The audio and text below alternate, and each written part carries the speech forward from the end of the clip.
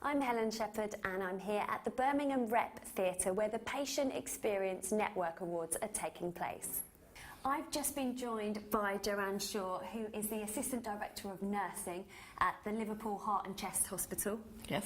And I just want to ask you today, on Change Day, what is the one key change that you would like to see spread across the NHS? The one key change that I would like to see right across the whole of the NHS really is around open visiting.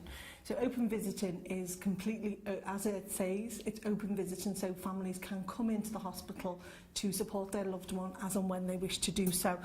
Completely opposed to normal restrictive visiting hours, which may be sort of 2 till 3 in the afternoon or 7 till 8 of an evening, which don't fit in really with family lives. Yeah. So I would really like to see a complete change in that right across the whole of the NHS, where we open it up, because actually what we believe is that where the visitors and patients' lives, we come and go out of their lives, but actually the family is the constant thing, and the one thing that really means the most to all of us. So a very key change indeed. Yes. Thank you. You're very welcome. I am now joined by Jane Witham, who is the Head of Programmes for Long-Term Conditions and Experience of Care. Thank you very much for speaking to me today. Now, I just want to ask you, what is the role of the Experience of Care team in the NHS IQ? Okay, Helen, thank you very much. The role of the Experience of Care programme is really to support colleagues in NHS England deliver their mandate commitments and all the other paperwork that's come out around Experience of Care. So we've got a very full programme over this last year and the year coming to support them on their key objectives. And why did the Experience of Care team decide to support the PEN Awards today? I think particularly for us, this just brings to us some of the really big opportunities, I think, around sharing good practice. I'm a nurse by background, and I think one of the things that we're not particularly good at is sharing and learning from each other.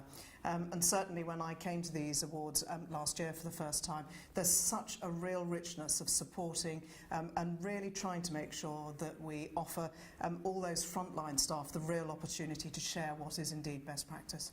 So tell me about the changes that you think these awards are going to bring about for patients, carers and staff. Okay, Helen, it's a very important question, and actually I've just come from hearing the session from last year's winner. And she's actually just given a half-an-hour presentation on what the award has meant to her and her organisation. And I think even though there are individuals who have really done a huge amount to support their patients and communities, even she has gone that extra mile and said, I can't just shut the door on what I did last year with the award, and has grown and grown. And I think real messaging today around how the changes that she now sees have impacted on her personally. So I think there's some fantastic opportunities for all of us, which is partly why I've said it to you before, around really sharing the good practice. We've all can learn some really simple things, and quite a lot of what we've heard today is not about throwing lots of resource at things. It really is about helping to understand how we would want to be looked after and treated ourselves. So it's just about making that small change that can make a really big difference. I completely agree, yes it is.